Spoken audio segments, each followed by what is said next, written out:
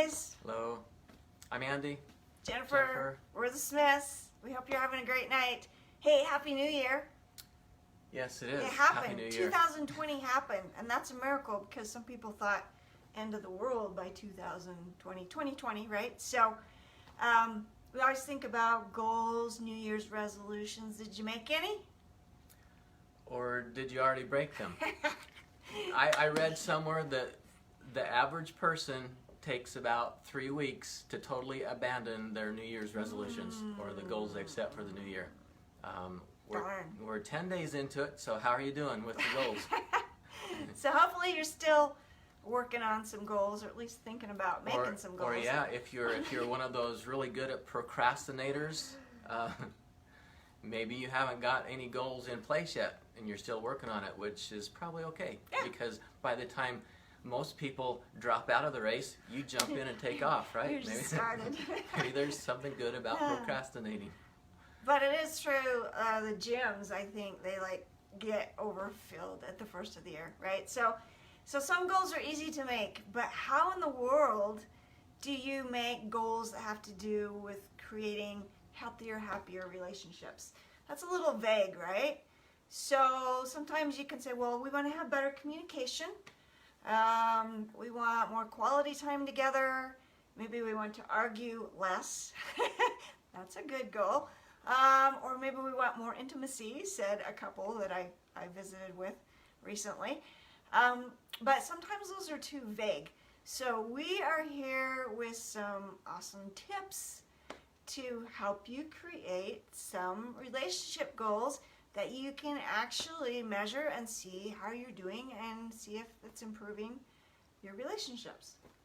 So you probably heard of SMART goals. That's an acronym that's being thrown out there a lot, and it's a really good acronym because it's really helpful to help people establish some good goals.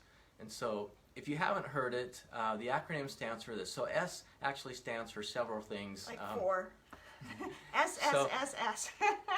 to make really quality goals, S, simple and specific. Also, they need to stretch you. What is a goal if it doesn't stretch you? But not stretch you to the point that it's too much stress. So S is simple and specific. Yeah. Stretch without stress. M stands for measurable. A is attainable. R is relevant. And T is time sensitive. So I'm not going to get into a whole seminar on examples of what each one of those are to make that clear, and this is a SMART goal seminar because we actually have a goal tonight. So I'll give you an example of time sensitive. We have a goal to eat dinner at a specific time tonight, and that's coming up really soon. And so we're not gonna do any more seminar, on no seminar on SMART goals. But we do have a gift for you.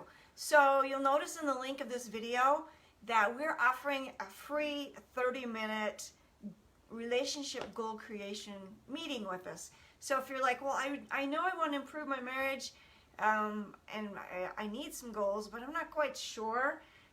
We've been trained, we're awesome coaches, and we can help you actually look at your specific relationship and some goals that would really help. So take advantage of that offer. There's no strings attached. In fact, we're going to tell you about another bonus at the end of the video if you do that goal creation call with us. So I'm going to give you an example. Andy mentioned SMART goals, right? And so if you say, well, I want to improve my communication with my spouse. So a way to make that more of a SMART goal is to actually have a conversation at least 5 minutes once a day. So that's very measurable. You can make it time sensitive by saying either in the AM, the morning, or so in the morning maybe it's to kind of plan for your day, right? And then in the evening, PM, maybe it's to plan for the next day, and just have that important communication that sometimes we get so busy with life that we forget. So what an awesome goal. It's a really simple goal to talk to your spouse for 5 minutes a day, and to take it a little step further and a little bit deeper is at least once a week have a 30 to 60 minute meeting and talk about some of those important things as far as like if you have children and their schedules and your work schedules, finances, planning upcoming vacations, so fun stuff too that you can talk about. Planning your date night that you're having every week, right? You're having your date night. So anyway, some people call that councils. There we go. It's a good goal if you're so. not consistent on councils as a couple or as a family. 2020, good year to start that. Yeah. So there's a great example. To have better communication, you could simply do what I just said. I'm going to give you some goals that some of our clients made. That there again, they've kind of followed the SMART acronym. One goal I loved was once a day to either put like a sticky note or send a text or a verbal communication to your spouse to praise, to compliment, or to thank them. And so once a day, it's very measurable, it's a simple thing, and you can have fun with it with different means of doing that. Another goal, which I really love, and this was from a husband, because the goal was to ask what she needs help with and give her a break. And so that's an awesome one, because then that gives your spouse an opportunity to say, well, today you could help me with this, right? So it's a win-win for both of you. And then another example is to do one special kind act of service for your spouse each day. And you might say, well, that's kind of vague. That's not very specific when we talk about the SMART goals. It's a little bit more open.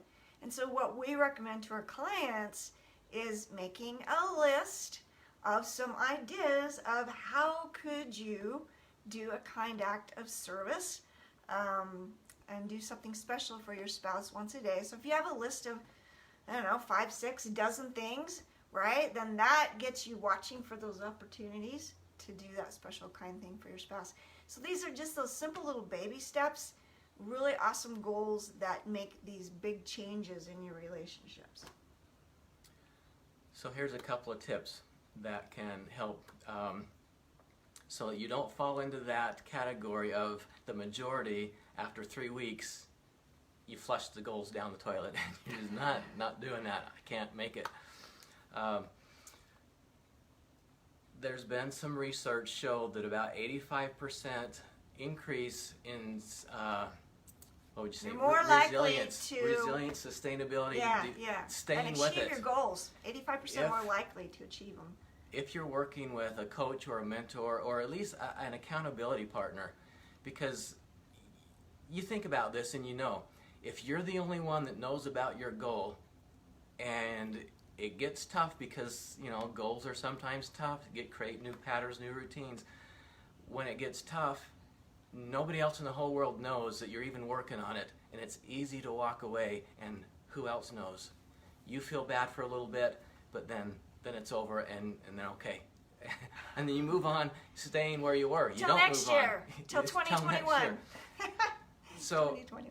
Yeah. The more people that you let in on the secret of your goal, it does something psychologically. It does something in your mind that makes you feel more accountable. And if you actually get an accountability partner or work with a coach, then there's some really hard accountability, reporting and accounting, and you feel that much, 85% more motivated to stay with it and get it done.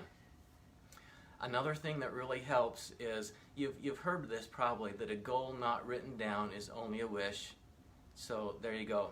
That I've heard that since I was a little kid. So write it down. But in addition to that, what really helps is when the goal gets tough or you're feeling your determination waning just a little bit, if you know why you're doing the goal, that really helps.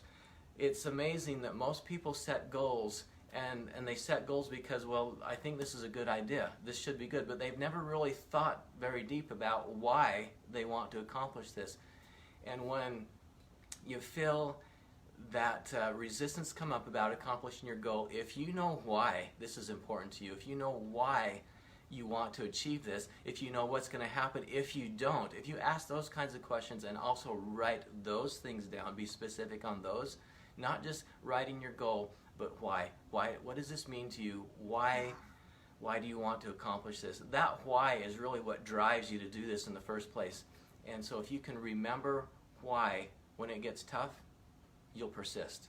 And so there's the couple of tips that I think are really, really helpful in achieving goals of any kind. Yeah. So we're excited to help you create some marriage relationship goals for this year. And we would love to give you that gift of the 30-minute complimentary goal creation session with us. And I promise it will be lots of fun, and it's not a sales call at all. It's a high-value call to help you improve your relationship, create more happiness in your marriage. And if you join us on the call, I have another bonus for you, and I was going to show it to you, but I forgot to grab it off my fridge. It is our marriage agenda that we use weekly. So for that longer meeting that you might want to have some good communication, it's an awesome outline of what in the world do we talk about, and just a great way to talk about those things that maybe are most important in your relationship as you plan for the week or the month or even the year, right? So we hope that you'll take advantage of that, and good luck with whatever goals you have for 2020. Yeah, it will be fun. Yeah, make it the best year ever, right? So if you're wondering, you feel like my life needs some improvement, but I don't know how to go about what kind of goals in what areas of my life, what am I needing to really be more fulfilled and accomplished in this life. You feel like you need something, but you just don't know what direction to go. Get on the call with us. We'll have a great time helping you discover those areas that will be meaningful improvements in your life. And so, yeah, so like even Jennifer if it's said, get on the call. Even if it's not a marriage relationship, other things that you'd like help with, we're trained and we're pretty awesome at helping people create those goals and motivate them towards achieving them. So we'd love to help you too. We would. And now we would love to go have dinner. So here we go. So have a great night. See you guys. Bye.